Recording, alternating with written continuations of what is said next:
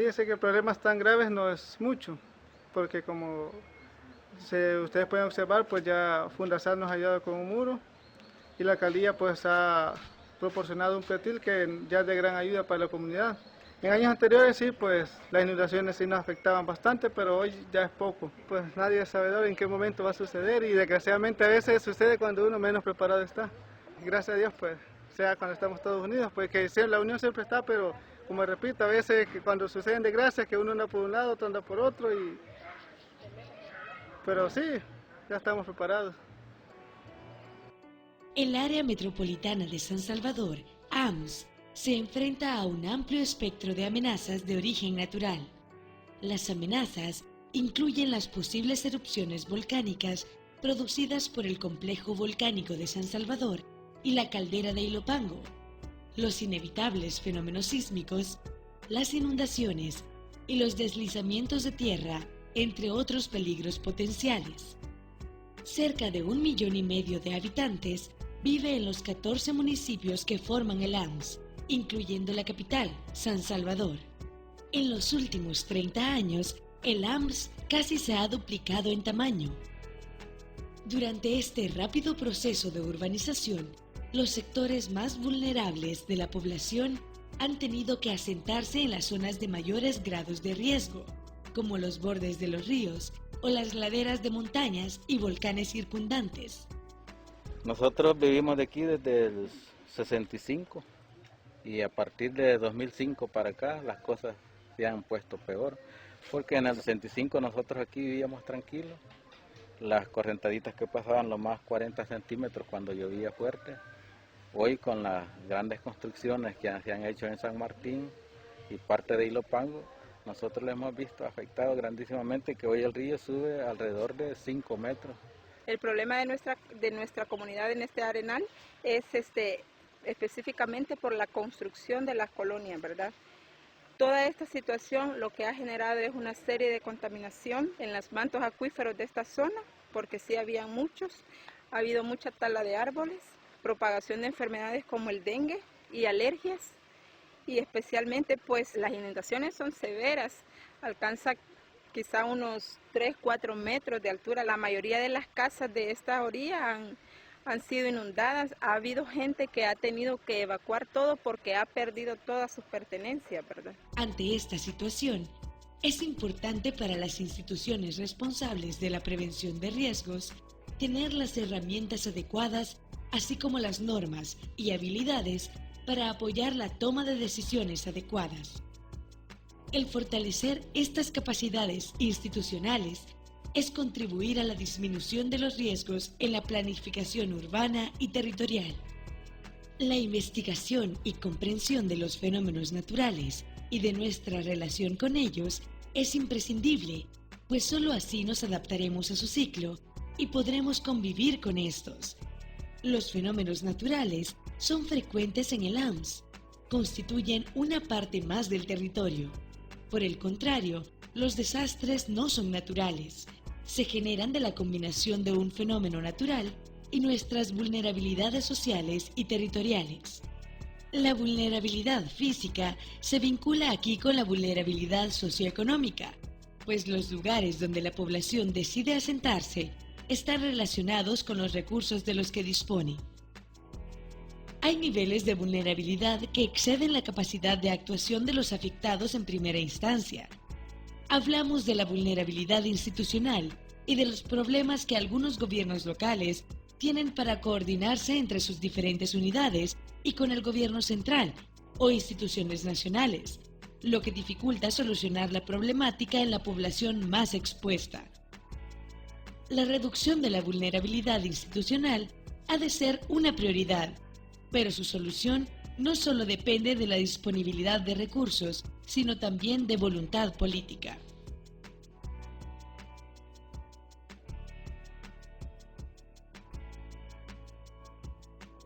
Tenemos el problema en nuestra comunidad de las inundaciones, caso que se ha venido dando a raíz de todos los acontecimientos que se han dado, pues que hace 2 años y medio quizás de lo que pasó de la última inundación que tuvimos y que nos ha dejado pues vulnerables toda la comunidad. aparte de las casas, pues que se han socavado los muros, tenemos la quebrada que se ha desbordado, tenemos 2 sectores que están incomunicados, antes teníamos un puente que se nos desbordó, teníamos aquí unas casas que también a raíz de las lluvias del 3 de julio del año pasado, pues perdimos la vida de una señora, una anciana de 70 años, que se la llevó la correntada, ¿verdad? La problemática en el distrito es bien recurrente y es año con año que se sufre los problemas de inundación en comunidades como el Granjero 2, la Nueva Esperanza, las casitas del Coro. Nos cuentan los mismos ciudadanos que la comunidad del Granjero 2 originalmente era el cauce del río. Entonces ellos, debido a los problemas de la guerra y debido a los problemas del terremoto, fueron invadiendo esos sectores y el río busca su cauce natural y nuevamente cada año tienen el problema de la inundación debido a estar ubicados dentro del cauce del río, ¿verdad? O en las orillas del río, del río Celcuate. Cuando hubo una llena allá arriba, que dijeron que un puente se había caído y se había derrumbado y venía toda la correntada para abajo. Pero nosotros la vimos por la tele, pero lo que no estuvimos seguras fue que se inundaran las casas aquí. Y después lo que hice yo, lo agarré mis 4 niños, y me fui para arriba a pedirle permiso a una vecina donde estarme porque estaba lloviendo. Todo se fue y no quedó nada. La cocina, todo lo que tenía y todo se me fue. Más que todo ahora lo que hemos hecho es estar pendiente siempre que crece el río. Que hay que estar pendiente hasta que ya baje el río. Media vez nosotros vemos que ya baja, ya los podemos acostar o adentrar. Pero durante no se puede porque como el río rápido sube, se mete de vuelta. Este muro fue el que hizo la alcaldesa después del 4, porque como no lo tenían en proyecto, pero como el río se metió todo lo que fue aquí, fue que la alcaldesa decidió hacer este otro muro, este otro gavión. Y ya con este ya los ha ayudado más, porque ya defiende más, digamos, las casas. Sí, que la vez pasada, esta tormenta que ha caído algo fuerte, se nos estaba metiendo el agua allá abajo, por la canchita. Como ya hay una entrada de agua, cuando rebalsa el río, se meten los columnas de los niños de la Bolívar, de otro lado. Cuando abordamos las diferentes problemáticas asociadas a las inundaciones, constatamos que los límites políticos administrativos carecen de utilidad, es decir, las líneas que separan una municipalidad de otra o un país de otro no van a condicionar el devenir de las aguas. Por eso, la generación de un foco de inundación no tiene que ser visto aisladamente, sino dentro de una unidad territorial denominada cuenca hidrográfica. Es en estas cuencas donde el agua se recoge y se distribuye. Cuando la cantidad de agua lluvia es excesiva, estas cuencas se rebalsan, provocando destrozos durante su recorrido, desde las zonas más altas y generalmente con mayores pendientes, hasta las zonas más bajas y más llanas.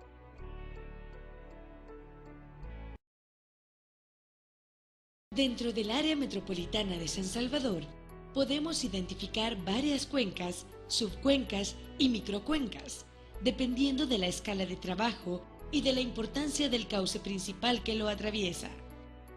Algunas de ellas desembocan en el Océano Pacífico y otras, por el contrario, drenan al río Lempa, que es el río más importante del país. De todos los ríos y quebradas que recorren el área metropolitana, los más destacables, tanto por sus dimensiones como por su interacción con la población, son las quebradas que desaguan al lago de Ilopango y los ríos Las Cañas, el Tomayate y el Acelguate. Todas estas cuencas se caracterizan por ser de respuesta rápida, es decir, una alta concentración de la escorrentía en zonas puntuales. En general, un elevado riesgo por amenaza de inundación es causado por las elevadas pendientes del volcán de San Salvador, las dimensiones de la propia cuenca, la invasión de los cauces y el mal uso de los suelos. ¿Cómo se genera una inundación? El Salvador tiene una época seca y otra lluviosa, claramente diferenciadas. Cuando llueve, el agua puede infiltrarse en el terreno, quedar retenida, evaporarse o circular por la superficie hasta la red de drenaje, que son los ríos y quebradas. Si la cantidad de agua que se recoge en estos cauces es superior a la que los cauces pueden transportar, se produce el desbordamiento e inundación de las zonas aledañas. De manera natural, se producen inundaciones por lluvias muy intensas o muy prolongadas en el tiempo. Ahora bien, en el área metropolitana de San Salvador, las personas han intervenido tanto en las laderas y los cauces, favoreciendo que ocurran inundaciones de manera más frecuente y destructivas en zonas donde no era habitual este tipo de eventos.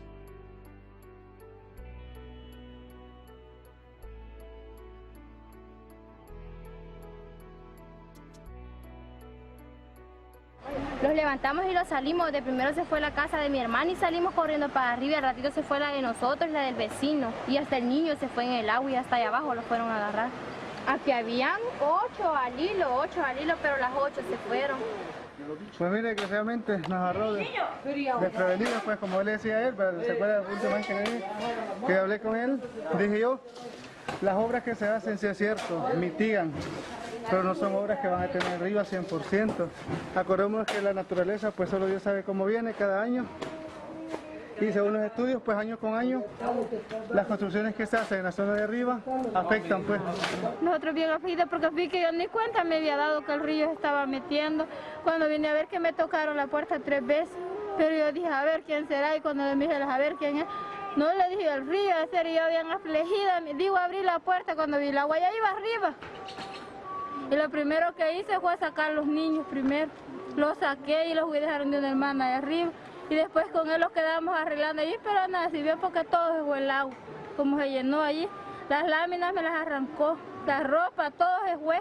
Todas las cosas que teníamos no los quedó nada, un gran lodazal que los quedó allá adentro. Hoy sí fue lo más desastroso que puede ver aquí en nuestro país. Aquí la gente quedó llorando sin nada porque las paredes, casa, todo perdimos. Aquí la gente, los niños han quedado sin ropa, sin comida, sin casa, sin techo, sin nada. Las inundaciones son un proceso asociado a la dinámica natural de los ríos y la geomorfología fluvial es compleja y cambiante en el tiempo, a corto y a largo plazo. Que una lluvia acabe produciendo una inundación o no, dependerá no solo de la fisiografía de la propia cuenca o de la intensidad de la lluvia, sino también de otros factores condicionados por un inadecuado uso del suelo en las proximidades de nuestras grandes ciudades, entre ellos la invasión de los cauces por habitantes de los estratos sociales más desfavorecidos, la deforestación de las zonas altas y la impermeabilización de las áreas de recarga por construcciones habitacionales, industriales o de ocio. A menudo, la gestión de las inundaciones urbanas se caracteriza por una falta de comprensión de los factores que inciden en la dinámica de las cuencas hidrográficas urbanas. Para poder gestionar el riesgo de inundación dentro del área metropolitana, hay que conocer el proceso natural de un río y caracterizar los fenómenos asociados a este. Pero es necesario concentrarse no solo en los aspectos de ingeniería hidráulica y de gestión de inundaciones, sino también en los aspectos ecológicos, políticos, socioeconómicos y de riesgo. Pues por dar una definición a la gestión del riesgo, pues la podemos entender como la capacidad de una sociedad y sus actores para transformar las condiciones que generan los desastres. Estas condiciones no son únicamente naturales o no son únicamente responsabilidad de los fenómenos naturales que se convierten en amenazas, sino que hay una serie de factores socialmente construidos donde entrarían aspectos económicos, culturales, educativos, de institucionalidad, normativos, etc. El desastre entonces pasa a ser un momento más en la historia de ese territorio y no el foco de atención en la gestión del riesgo. Ahí tampoco entonces nos centramos únicamente en sistemas de alerta temprana frente a la ocurrencia del desastre u obras de mitigación, sino que hay que trabajar una perspectiva más amplia, más integral donde entran otras problemáticas relacionadas con la sociedad y su desenvolvimiento en el territorio. Hay estas otras disciplinas como el marco legal, la planificación y ordenamiento del territorio, la educación, el conocimiento del entorno natural y social, esa memoria histórica de lo que ha ocurrido en los territorios, etc. El trabajo de Geólogos del Mundo entonces intenta abordar esta perspectiva integral con una visión de territorio donde encontramos los aspectos sociales y los naturales. El proceso de caracterizar la inundabilidad requiere de monitoreo técnico especializado y desde el programa IPGARAMS se contribuye a generar una herramienta que documente la inundabilidad del AMS en puntos críticos de inundación. Desde el programa IPGARAMS se ha estado trabajando en el fortalecimiento técnico tanto de las alcaldías como de la Oficina de Planificación del AMS, y en esta ocasión la línea de trabajo ha sido la caracterización de inundabilidad del área metropolitana de San Salvador, el estudio de sus principales ríos y quebradas, para analizar las zonas susceptibles a inundación, sobre todo analizar los eventos históricos como fueron el Mitch, el Stan y ahora recientemente el huracán Ida. Se han hecho levantamientos de campo exhaustivos con gente de las comunidades, se han obtenido datos de las secciones, de las quebradas, se han calculado volúmenes de agua que han discurrido, todo esto para obtener una cartografía que permita tanto a las alcaldías como a la OPAMS generar ordenanzas, generar instrumentos para regular el territorio. Una componente importante de trabajo ha sido caracterizar el AMS por cuencas. Los municipios trabajan muy individualmente con sus fronteras administrativas, pero las quebradas discurren atravesando esos límites y el enfoque de cuenca ha sido muy importante, ¿no?, en este trabajo. El mayor uso que se le puede dar al mapa sería incorporar la cartografía en ordenanzas municipales, por ejemplo, en la instancia municipal, para empezar, donde se prohíba o se regule la construcción de ciertas viviendas o ciertas infraestructuras en lugares determinados porque son susceptibles a inundación o porque realmente ya han sufrido inundaciones. Eso a nivel de alcaldía. A nivel de OPAMS se podría incorporar en su reglamento, que incumbiría a toda el área metropolitana, e incluso pues ya traspasar eso y llegar al Ministerio de Medio Ambiente, porque ahí se identifican zonas de riesgo y protección civil incluso, porque se identifican zonas de riesgo que ellos podrían usar o identificar ya para poder hacer actuaciones sobre el terreno. La situación de aprender a conocer la parte técnica ayuda para poder uno aportar y poder decir, esta persona la tenemos que evacuar porque se encuentra en riesgo. O sea, tal vez anteriormente no se tenía eso. Nada más, o sea, todo el mundo reaccionaba por el desastre que surgía, pero no había, antes de 2005 no había algo más de lleno a lo que es la prevención. Entonces, por lo menos uno puede ver y prevenir. Puede dar un dictamen técnico de decir, mire, esta zona está en riesgo, ¿verdad? Hay que tomar las precauciones del caso. En cambio, antes no se tenía esa capacidad. El riesgo es construido, por lo tanto se puede prevenir.